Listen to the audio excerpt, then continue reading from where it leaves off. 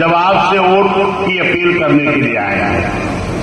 और वोट का अधिकार डॉक्टर B.R. अम्बेडकर साहब ने बड़ी मेहनत से दिया है, वरना इस देश में जब वोट देने की बात आई तो जितने लोग उस कमेटी में थे वो सारे लोग ये नहीं चाहते थे कि सबको वोट का अधिकार मिले।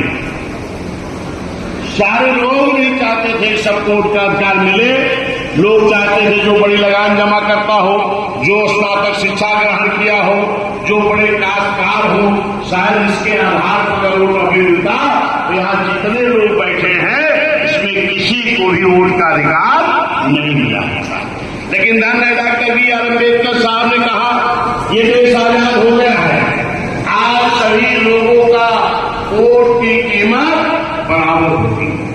अक्सर आप तस्वीर बाबा साहब की देखते हैं, जहां भी मूर्ति लगी है तो बाबा साहब के एक हाथ में संविधान होता है और दूसरे हाथ से इशारा करते हैं। बाबा साहब क्या इशारा कर रहे हैं बताइए आप लोग?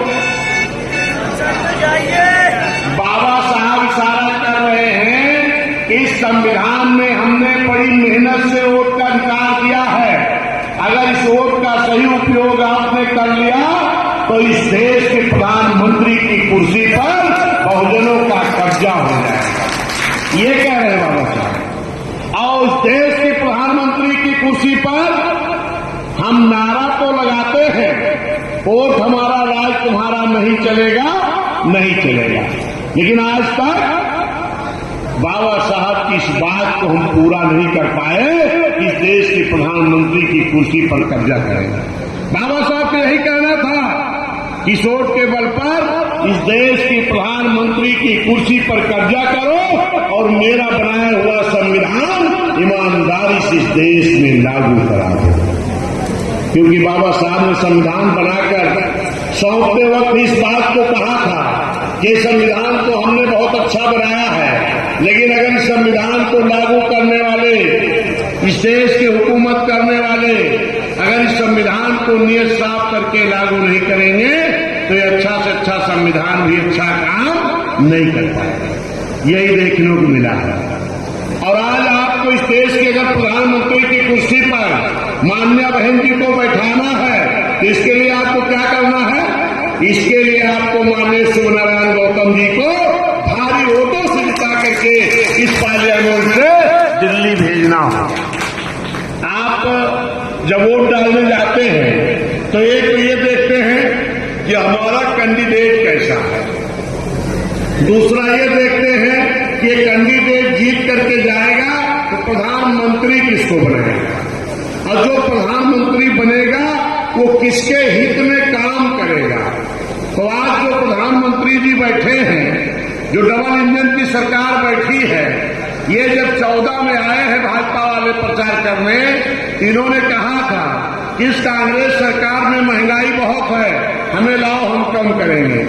इस कांग्रेस सरकार में भ्रष्टाचार बहुत है, हमें लाओ हम भ्रष्टाचार मुक्त देश बनाएंगे। इस कांग्रेस सरकार में नौजवानों को रोजगार नहीं मिल रहा, हमें लाओ प्रतिवर्ष 2 करोड़ नौकरी देंगे। इस कांग्रेस ने इस देश का धन विदेशों में जमा करके रखा है, हमें लाओ हम विदेश का काला धन वापस ला करके आपके खाते में भेजने का काम करेंगे। क्या 2 करोड़ नौकरी नौजवानों को मिली क्या इस सरकार में? नहीं मिली। और इतने नहीं, नौकरी भी नहीं मिली और आपकी नौकरियों को एनजीओ कर दिया गया। और आप जानते हैं कि SC, ST, OBC का जो नौकरियों में आरक्षण है वो खाली सरकारी विभागों में है, प्राइवेट में तो नहीं है ना। लेकिन ये सरकार क्या कर रही है? सरकारी विभागों को प्राइवेट कर दे रही है जहां आपका आरक्षण लागू ना हो सके। भ्रष्टाचार तो इतना बढ़ गया है कि आप खुद ही देख रहे हो। इन्होंने कहा महंगाई कम करेंगे, क्या कोई ऐसी वस्तु है कि जिसकी महंगाई कम हुई हो? हर वस्तु की कीमत कई गुना बढ़ी है। क्या विदेश का काला धन आपके खाते में आया है? अरे आने की बात छोड़ो। और इस देश का धन तमाम गुजराती लोग, विजय माल्या, नीरव मोदी, सब गुजराती लोग कि देश का धन तो नहीं आया, इस धन को लेके फरार हो गए और चौकीदार साहब आज तक पता नहीं लगा पाए। तो क्या ऐसी सरकार चाहोगे?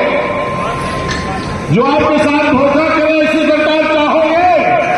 अगर नहीं चाहोगे तो यहां भारतीय जनता पार्टी की जमानत जब्त करानी पड़ेगी आपको। और दूसरी तरफ एक कैंडिडेट है इंडिया गठबंधन वाले। इंडिया गठबंधन वाले कहते हैं या तो इंडिया और या तो इंडिया।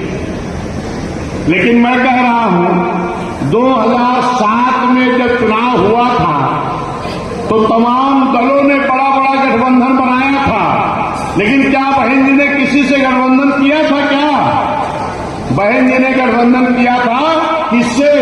मुस्लिम भाई से, पिछड़ा भाई, अति पिछड़ा भाई, एससी एसटी भाई, न्याय पसंद ब्राह्मण क्षत्रिय वैश्य भाई, यानी जनता का गठबंधन। जब 2007 में जनता का गठबंधन बना तो जो दलों के गठबंधन थे ये सारे गठबंधन